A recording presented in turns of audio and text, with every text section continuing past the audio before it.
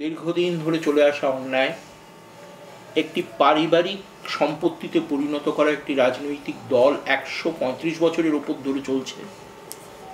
সেই দলটির এমন অবস্থা হয়েছে, তাদের বয়স্ক নেতারা শুধুমাত্র তল্পি বহন করা ছাড়া আর কিছু করতে পারছে না।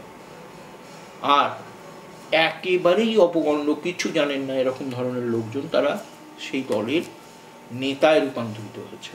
তারা ভুল ভাল পড়ে যাচ্ছে, নিজেরা বেল নিয়ে আছে, জামিন নিয়ে আছে, অথচ তারা বলছে দেশের প্রধানমন্ত্রী তিনি নাকি চোর। যদি প্রধানমন্ত্রী চোর হন তাহলে এরা তো বংশ পরম্পরায় চোর। এর আগের যে দুটো ইউপিএ সরকার হয়েছিল তারা কি, তাদের নামে কতগুলো কেলেঙ্কারি হয়েছিল। এই সমস্ত ডিটেলে যাওয়ার ইচ্ছে আমার নেই, কারণ আমরা রাজনীতি আমাদের ব্যবসা হয়। কিন্তু এবার আমি যদি জিজ্ঞেস করি যে আমাদের ভারতবর্ষের অন্তর্গত পুলওয়ামা বলে একটি জায়গায় যখন সিআরপিএফ এর ওপরে আক্রমণ হয়, এই আক্রমণের নিন্দা করতে আমরা কুণ্ঠিত থাকি। এই আক্রমণের জন্য সারা ভারতে যে জাতীয়তাবাদী ভাবনা চিন্তার স্রোত বয়ে যায়, দেশপ্রেমের স্রোত বয়ে যায়, সেই দেশপ্রেমের কারণে তরুণ দল যদি বেরিয়ে পড়ে রাত্রিবেলায় বলে ভারত মাতা কি জয়, তাহলে পশ্চিমবঙ্গের রাজনৈতিক দলগুলো, রাজনৈতিক সংস্কৃতি এবং এই সমস্ত বুদ্ধিজীবী, আর সব থেকে বড় কথা গণমাধ্যম, তারা হঠাৎ করে লেখেন এরা কারা। যদি বলি এরা তরুণ দেশভক্ত, তাহলে কি উত্তর দেবেন?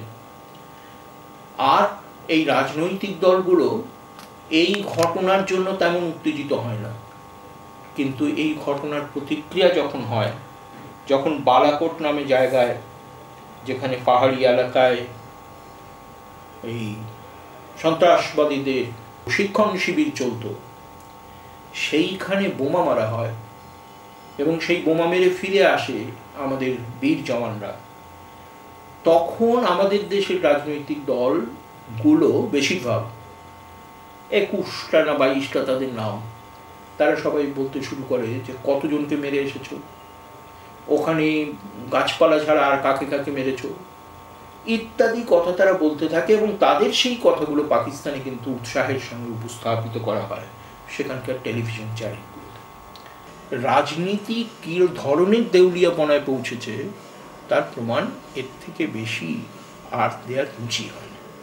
পশ্চিমবঙ্গে সন্ত্রাসের আবহাওয়া তৈরি করার চেষ্টা রাজনৈতিক দল হিসেবে প্রধানত যারা সরকার চালাচ্ছেন, তৃণমূল কংগ্রেস, তাদের মধ্যে আমরা লক্ষ্য করছি। তারা বিভিন্নভাবে বলছে যে বিরোধী দলের লোকেরা নাকি দল ভাঙিয়ে নিচ্ছে তাদের। তো তৃণমূল কংগ্রেসটাই তো কংগ্রেস ভেঙে দল ভাঙিয়ে তৈরি হয়েছে। এই যে ময়না বা ওই দিকে যিনি দাঁড়িয়েছেন, আমি নাম করেই বলি, ডক্টর মানোজ ভূঁইয়া, এমনিতে তো তিনি কংগ্রেসের লোক ছিলেন। কংগ্রেসে যখন ছিলেন তখন তিনি পাবলিক অ্যাকাউন্টস কমিটির চেয়ারম্যান হয়েছেন এবং এই চেয়ারম্যান হওয়ার সময় থেকেই তিনি তৃণমূল কংগ্রেসের দিকে চলে গেছেন এবং রানীগঞ্জের এমএলএ তিনি লোহা চুরি করেছেন, প্রমাণিত হয়েছে, ২ বছরের উপর শাস্তি হয়েছে, কিন্তু আমাদের স্পিকার তাকে খুঁজে পাননি বা তাকে সুপ্রিম কোর্টের আইন অনুযায়ী তাকে যে বরখাস্ত করা হবে সেটা করা হয়নি। কংগ্রেস থেকে আসা, তৃণমূলের মধ্যে আসা কিছু লোক, তারা বিধানসভায় লুকোচুরি খেলেছে, তারা লোকসভায় দাঁড়িয়েছে এবং বিমান বন্দ্যোপাধ্যায়ের কাছে গিয়ে আশীর্বাদ নিয়েছে। এই রকম দলবদলের খেলাকে যারা উৎসাহ দেয়, তারা তাদের দল ভেঙে যদি কেউ চলে যায় তাদেরকে সঙ্গে সঙ্গে তারা গদ্দার টদ্দার এধার ওধার বলে। আমরা সবাই জানি পৃথিবীর ভারসাম্য তৈরি হয় বাইনারি অপোজিটে, দিনের পরে রাত হয়, আলোর পরে অন্ধকার হয়। এই আবর্তনের মধ্যে পৃথিবী চলে। সব মিলিয়ে আমার নিজের কাছে মনে হচ্ছে এবারের নির্বাচন অত্যন্ত কঠিন কিন্তু সঠিক, একটা বাইনারি অপোজিটের দিকে যাচ্ছে।